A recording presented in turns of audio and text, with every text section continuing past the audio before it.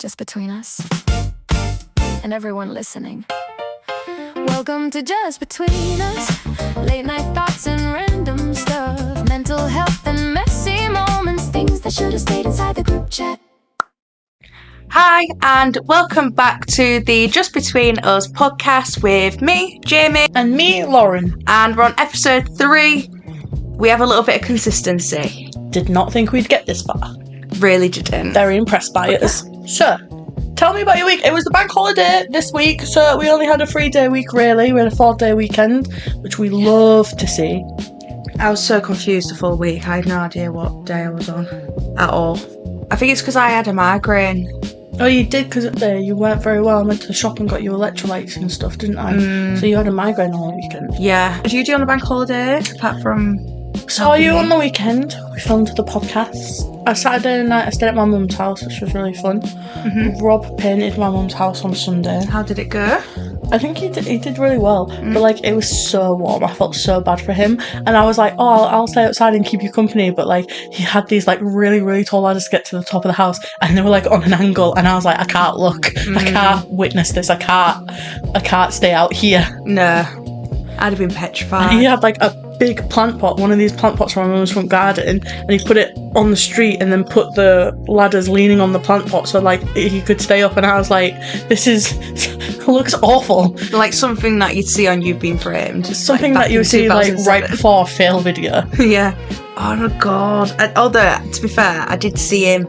I think I saw you both maybe going to the car after the finish. I was like, oh, he survived. Yeah. And then we went for Calvary. Where did you go? We went to West Bulls, actually. I like West Bulls. I think I like West Bulls more than Toby's, unpopular opinion. I do, but because we go a lot in the winter, don't we? Yeah, I do like a Calvary in the winter. Like a spontaneous. It's Calvary. a winter food. I don't think I could go in the summer actually. It was very sweaty. It was a lot. And it's warm in there. Yeah, I felt very I was like, I need to go out into the fresh air.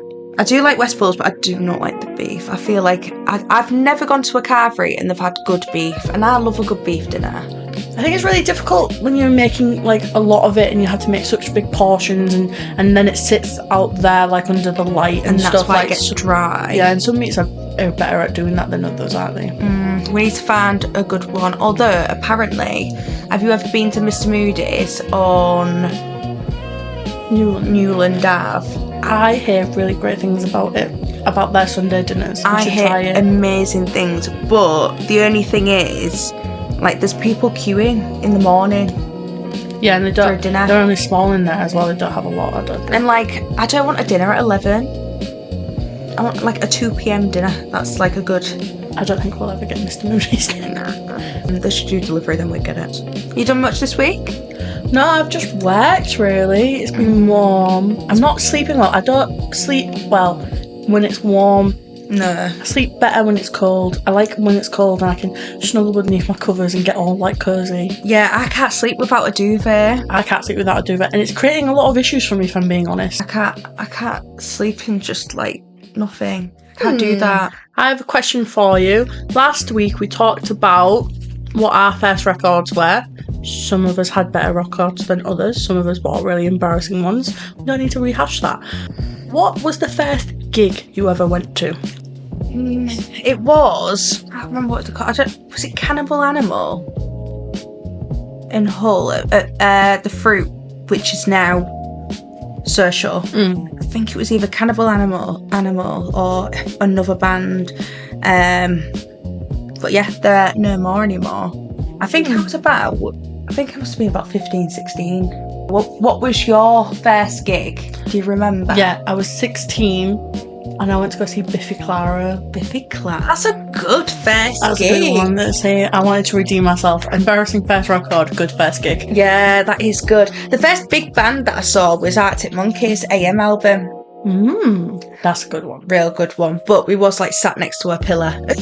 Right next to a pillar. Most recent. I went to one of my friend's gigs when he came back from the ships. Sam Yellick.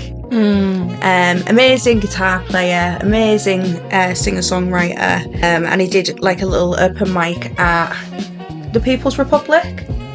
TPR down New. TPR, Newland. Nice little place, really. It was nice because first time seeing him after being on the ships for 3 months. I don't really go out, do I, anyways?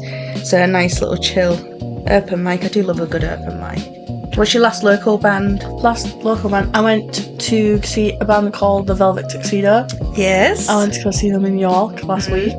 They were amazing, always amazing. Great vibe, great music. Yeah. But like the last big gig, I went to go see Coldplay, and they were in Hull. Yeah, I was really jealous.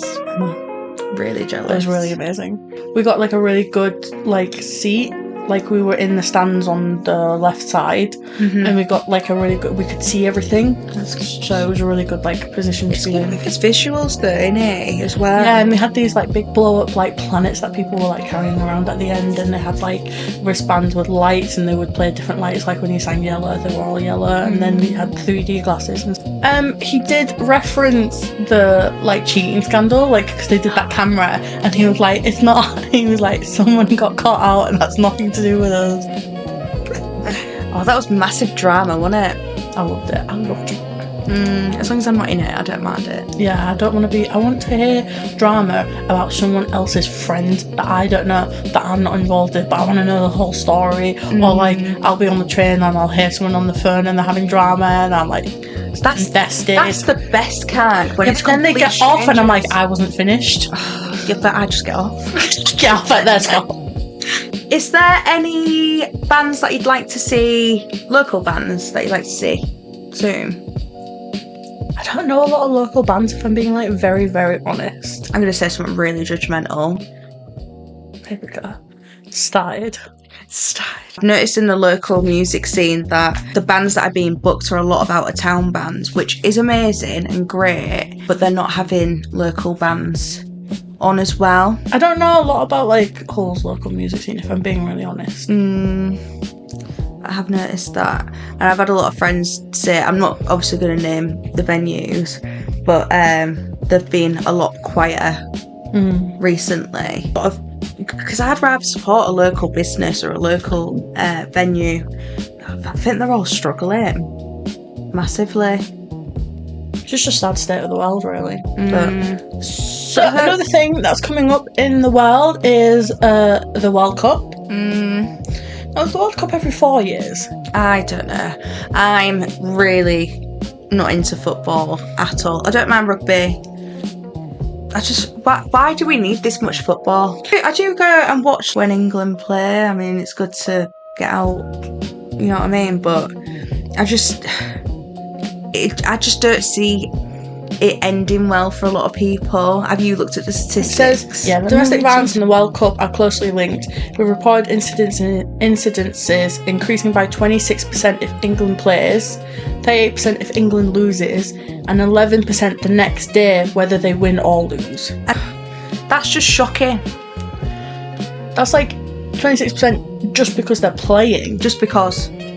And that's not even if they lose. Or sometimes even if they win, there's still like an increase. Like it's just no matter what. I don't know, but it's not right. It's not. No. For people to read when the World Cup is coming is really sad. Yeah, because they feel it coming, don't they? It should be about celebration, not about being scared for your life. No, so I always feel weird when the World Cup comes around. It makes me a bit sad. It's a bit of an up and down feeling, isn't it? There's also a website, and I can't remember what it's called, but if you go on the website looking for help, it doesn't go into your history. So if someone looks for your history, they can't find it. Yes. So some websites do things like that, which is really cool. Yeah, I think it is really important that people feel comfortable reaching out to their friends, their colleagues, even if it's not wanting to report it as a crime necessarily, just having that support there. Yeah, I think leaning on your support network is really important, and feeling like you can like confide in them, but it's also okay if you feel like you can't confide in them. Like there's no right or wrong in the situation. You've got to do what's best for you. Like don't feel pressured, but also like if you can, you feel like you can, and like definitely like talk to someone, report it, like get out of that situation. And the fact is, because it is so recognised as like a big issue, I walked into the bank and they have a flea fund. So if someone is experiencing domestic violence, whether that's a man or a woman, no matter who you are, or whatever gender, there is a flea fund available, and if you seek support, they can help you run. That's really good. I didn't know that. That's really, really good. Yeah. And you just like donate to it when you're at the bank, or? I don't know. I don't know how it works. So this one was with TSB. So if you go on their website, they'll be able to give you loads of information about it. But I think a lot of banks do it. We'll put some information on the screen and below as well. I think it's a really difficult subject. I don't think we'll ever really know what's going on in someone's life. You can get out, you can get help, you are strong enough to do it, and you can do it. Yeah, exactly. And I think just by having that conversation at least puts that thought in someone's head. Yeah. So I have a funny thing. I asked Jamie once, she went to Manchester or somewhere with Lewis, and she was like, oh, I'm going to go to Flying Tiger, is there anything you want? And I was like, yeah, get me something cute, because we love Flying Tiger. It's full of all different kinds of, like, they've got like ukuleles and different accessories and different I like the books. glasses. Yeah, chains. They've got everything in there. It's really cool, and it's not very expensive either. And so I was like, get me something, like a little cute notebook. And then she took little, like really literally, and she got me the tiny notebook that's like this big with tiny pages on it. And I was like, what am I going to do with this notebook? So I turned it into a funny things Jamie says notebook. I've got a couple of things in there so far, and I'm going to give it back to her when I've got it full of funny things that she said. The funniest thing she said is, it doesn't matter if you're having a mental breakdown, it doesn't mean you can't pay attention to me. I didn't mean that actually. Like, that's so out of context. No. Oh, one time we were talking and I was like, you make me sound like a really swingy ex-boyfriend who's trying to get your attention, because I'll message you like all the time, like, what you up to, where you going, should we hang out, like we should see each other soon, and you just text me yeah, and I was talking to you about it, and he's like, and one of the pictures want me to text you yeah. I found it so hard to text her. Do you like overthink messages, or can you just type and send? Because I can't do that. No, I have to put an emoji on. If people don't put emojis on their message, I'm like, they're mad at me. You definitely hate me on text messages. I got used to the way you text. In the beginning, it was like a real issue. Like, I would be like, maybe I'm annoying her, or maybe I shouldn't message her, or and then I was like, oh, this is just how she texts. I'll text like, are we okay? Something happened? I'm like, yeah. Are we still friends? And you'll be like, yeah. I've stopped doing the yeah thing now. I noticed. This really, really funny program, and showed it to me.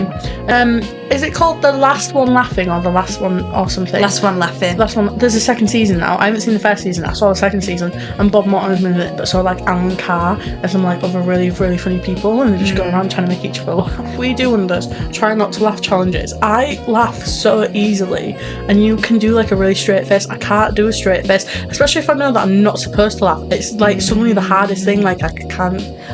Unless that it's like seals. Seals are your kryptonite. Why are seals so funny? They are hilarious. Like, I feel like they were brought into this world for shits and gigs. I saw seals, did I tell you? Butlins for the first time in Skegness. Never been. Great time. Love Butlins. Really? Highly recommend. Yeah, highly recommend. I went and I saw seals for the first time. We went to a seal like sanctuary, and I saw them and I was like, this close to one of the baby seals. I could have reached my hand out and touched it, but I know you're not meant to do that, so I didn't do that. I bet they feel like rubbers, like actual rubbers. I think. Yeah, I reckon. A wet rubber. I think I expect them to feel really soft, but I don't think they feel as soft as I think they do. No, I bet it's gross. But you can go to like Donnanook and other places where they come up to the beach and they like have their babies there and stuff, and they stay there for like a few weeks of every year, and you could go see them in person. Yeah, they do. They come across the bridge sometimes as well. Do they? So go and have a look.